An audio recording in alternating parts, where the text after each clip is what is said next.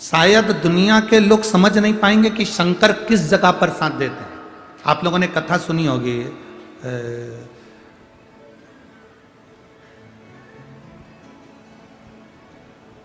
कभी आप लोगों ने कथा सुनी है वो केले के पेड़ की? यहाँ केले होते हैं क्या? तो केले के पेड़ की कथा मालूम है तुमको कि ये केले का पेड़ कौन है? माघ के महीने में लोग इसका पूजन करते हैं, केले के वृक्ष की पूजन करते हैं, बंदरवान में केले के पत्ते लगाते हैं, सत्यनारायण भगवान की पूजन में केले के पत्ते लगाते हैं, शुभ कार्य में केले के पत्तों को लगाया जाता है, केले की बंदरवान लगाई जाती है। क्यों? दुर्वासा ऋषि भगवान शिव की भक्ति में लीन रहते थे, भगवान के भजन में लीन रहते थे। उनका क्रोध बड़ा तीव्र था। दुर्वासा बाबा का जो क्रोध था वो बड़ा बड़ा तीव्र था,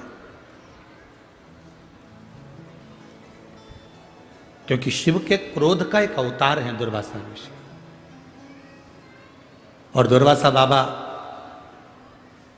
जब क्रोध में लीन रहते थे, उसी समय पर ऋषि अमरीश की बेटी थी कदली।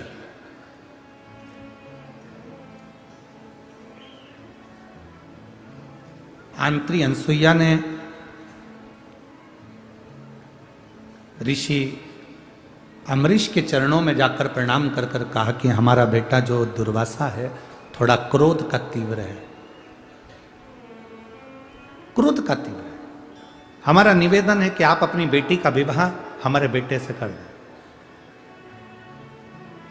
ठीक है, पर ऋषि अमरीश को लगा कि मैं अपनी बेटी कदली का विवाह अगर दुर्वासा ऋषि से कर देता हूं और इसको इतना गुस्सा आता है, इतना क्रोध आता है, तो मेरी बेटी को कितना कष्ट भोगना पड़ेगा, कितना दुख भोगना पड़ेगा। हर बाप को यह सोचना चाहिए। बेटी का विवाह करने वाला पिता पेट्रोल पंप मत देखना, गाड़ी मत देखना, बंगला मत देखना।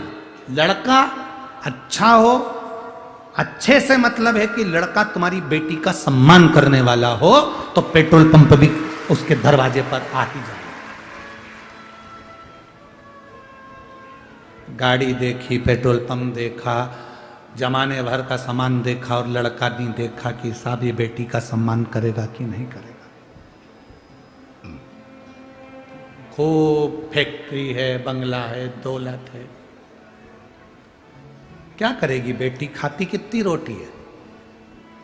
तुमने उसका पेट्रोल पंप देखकर शादी कर दी, बंगला देखकर शादी कर दी, तो क्या बेटी रोज पेट्रोल पंप की पेट्रोल से रोटी खाएगी? कि बंगले में सोने की प्लेटें लगी हैं तो प्लेटों को खाएगी? ना ना ना। अगर बेटी को सम्मान ना मिले तो ऐसी जगह पर बेटी का विवाह करना उत्तम नहीं। सम्मान जहां मिले वहां बेटी को दो। अमरीश ऋषि ने आंत्री बाबा से कह दिया, मैं दुर्वासा के साथ में बेटी को ब्याह तो दूंगा, पर दुर्वासा को गुस्सा इतना आता है, क्रोध, इतना क्रोध।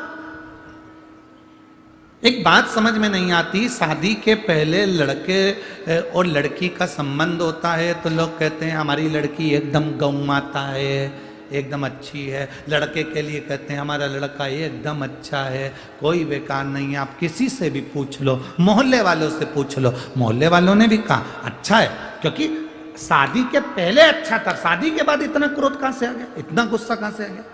दुर्वासा ऋषि का तो मालूम था कि इनको क्रोध बहुत है, गुस्सा बहुत है। ऋषि अमरीश ने शादी करने को तैयारी कर ली, पर उन्होंने कहा दुर्वासा ऋषि से मुझे बात करनी। दुर्वासा ऋषि को बुलाया गया और दुर्वासा बाबा को बुलाकर, दुर्वासा ऋषि को बुलाकर निवेदन करा, मैं अपनी बेटी का विवाह आपके साथ में कर रहा हूं, मेरी बेटी आपके साथ में ब्याह रही है, पर आपको क्रोध बहुत आता है, मेरी बेटी इतना गुस्सा कैसे झेलेगी?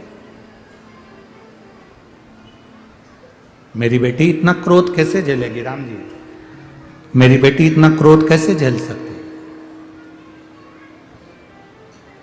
आपको क्रोध बहुत आता है, मेरी बेटी गुस्सा कैसे झेलेगी? दुर्वासा ऋषि ने कहा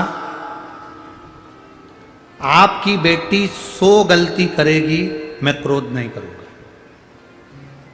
पर 100 के बाद में जब 101वें नंबर की गलती होगी तो मैं बेटी को क्रोध करूंगा।